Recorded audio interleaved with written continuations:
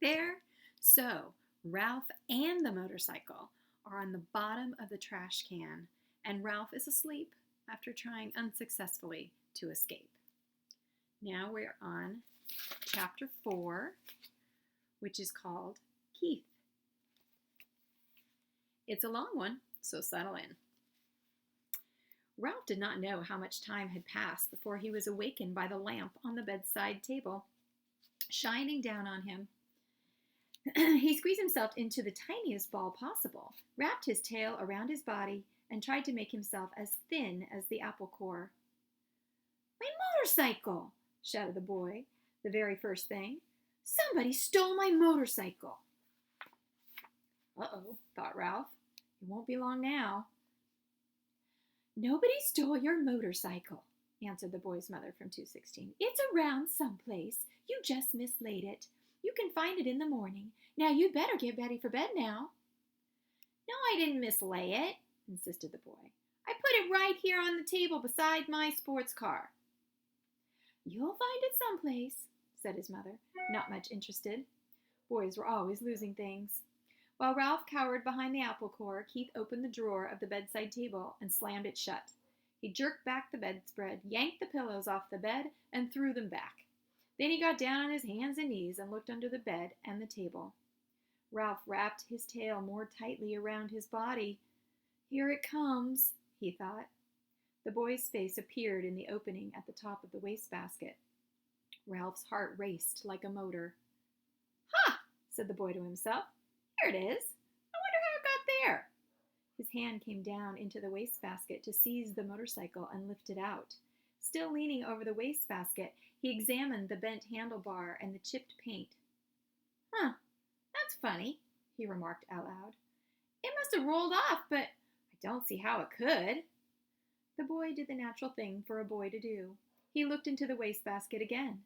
Ralph closed both eyes tight and waited. He wished he had not eaten so much of the apple core. If he had not been so greedy, the core would have been thicker, and he would have been thinner. "Hey," whispered the boy, obviously very much surprised. "How did you get in here?" He was careful to keep his voice lower than the sound of the breezes in the pines outside the window. Ralph did not move. He was grateful to the boy for not touching the apple core, even though it was really no protection at all. "Psst," whispered the boy. "Are you asleep?" Still Ralph remained motionless, except for a slight quiver of his whiskers, which he was unable to control. The boy was silent, but the mouse could feel the rhythmic drafts of his breathing. The boy must be thinking. But what was he thinking? That was what was worrying Ralph. "No," said the boy to himself. "No, it couldn't be." "Couldn't be what?" wondered Ralph, who was beginning to feel cramped from crouching behind the apple core. Hey, wake up," whispered the boy. That was the last thing Ralph wanted to do. "Come on," pleaded the boy. "I won't hurt you." Ralph considered. After all, what did he have to lose? If he stayed in the wastebasket, he was almost certain to get dumped into the incinerator. He might as well come out from behind the core. If he did, he might find some opportunity to escape. Cautiously, he moved his head from his paws and opened one eye. The boy was smiling down at him. Encouraged, Ralph opened the other eye and lifted his head. "That's the stuff," encouraged the boy. "Now come on, tell me, did you or didn't you ride my motorcycle off the bedside table?" This took Ralph by surprise. He had not expected the boy to guess what happened. "Well, yes, I guess you might say I did," confessed Ralph, rubbing his aching muscles. "I thought so." Neither the mouse nor the boy was the least bit surprised that each could understand the other. The two creatures, who shared a love for motorcycles, naturally spoke the same language. "That must have been some accident. Did it hurt much?" "Oh, some," answered Ralph, with a display of bravado. "Anyway, I didn't exactly ride it. I really coasted off. The telephone rang and startled me. Now, how about getting me out of here?" just a minute, said the boy. How did you get up here in the first place? Climbed, silly, on the telephone cord. Ralph instantly regretted his rudeness. He had better watch his tongue if he expected any help in escaping from the wastebasket. Oh, of course, said the boy apologetically. I should have thought of that myself. At that moment there came a quick knock on the door to room 15 and the rattle of a key. Help! Cried Ralph. The maid! Don't let her see me! Before the boy could do anything, the maid burst into the room.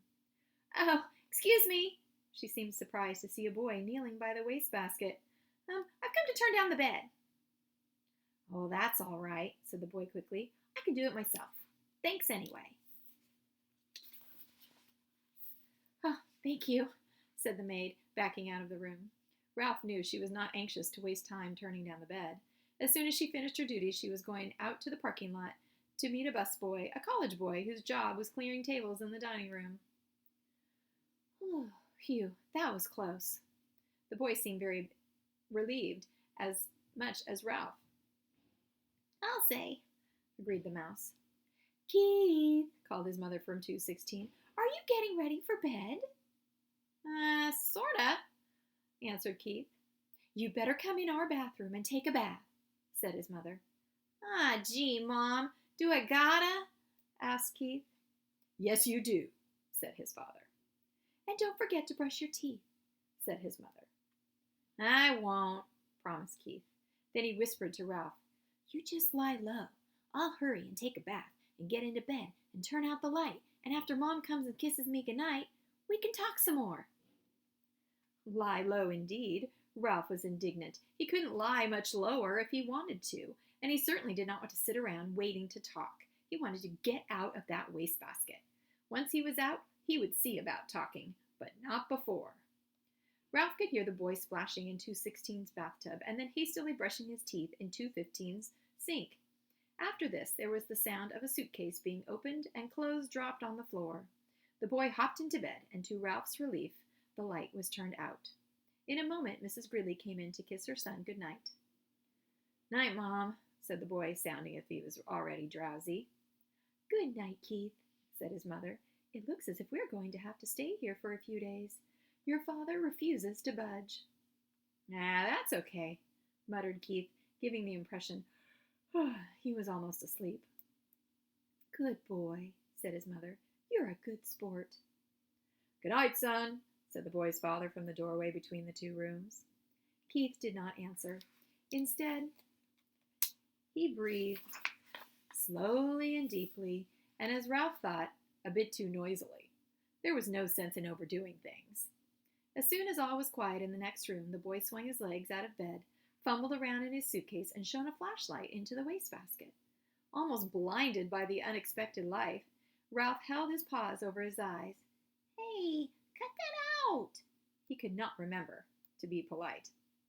Oh, sorry. The boy laid the flashlight on the bed where its beam shone across the wastebasket rather than in it.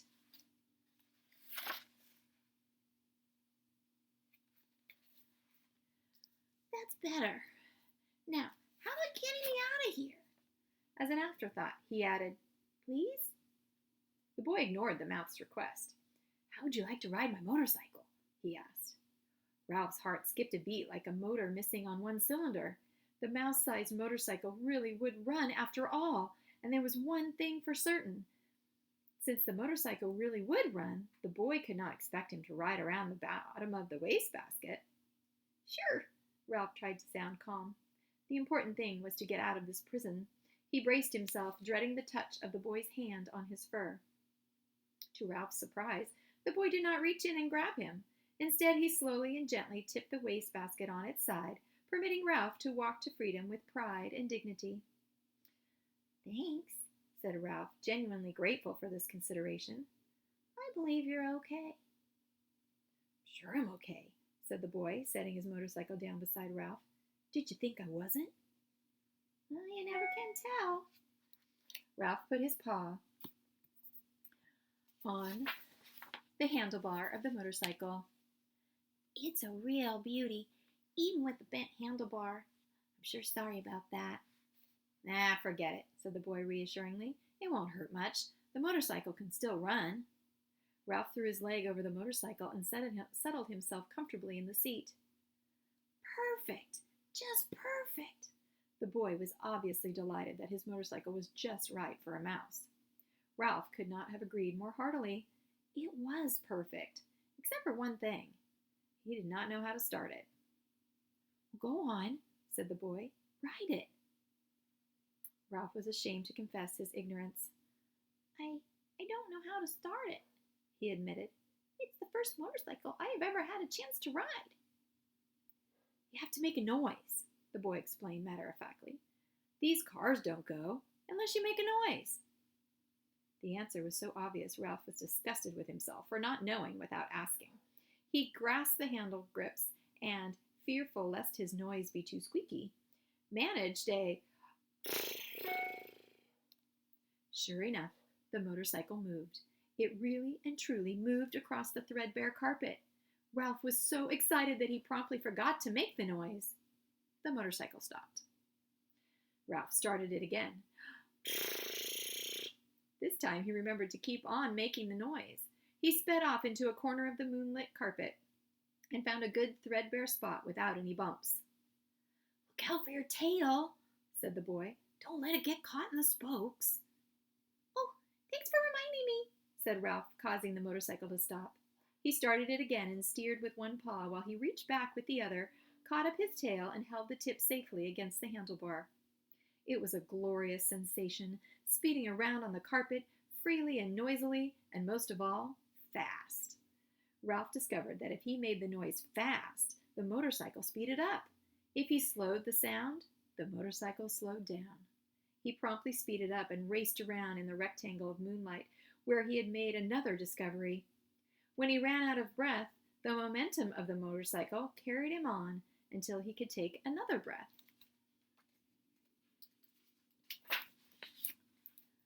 Oh, gee, you're lucky, whispered the boy. In order to answer, Ralph had to stop. I am? It had never occurred to him that a mouse could be luckier than a boy. You sure are, the boy spoke with feeling. My mother would never let me ride a motorcycle. She would say I might break a leg or something silly like that. Well, if you want to come right down to it, said Ralph, I don't suppose my mother would be exactly crazy about the idea. There he is, zipping around the room. He began to have an uneasy feeling that he really should be getting back to the mouse hole. Anyway, said the boy gloomily, it'll be years and years before I'm old enough to ride a motorcycle, and then when I am old enough, my mother won't let me. Ralph really felt sorry for the boy, hampered as he was by his youth and his mother. Go on, ride it some more, said the boy. I like to watch. Ralph started the motorcycle again and rode around in the moonlight once more, faster and faster, until he was dizzy from circling, dizzy with excitement, dizzy with the joy of speed. Never mind the danger, never mind what his mother thought. This was living. This was what he had wanted to do, on and on and on. Lucky, whispered the boy with envy in his voice. Ralph did not answer. He did not want to stop. Well, we are going to stop. So stay tuned on Monday for Chapter 5 of The Mouse and the Motorcycle. Have a great weekend.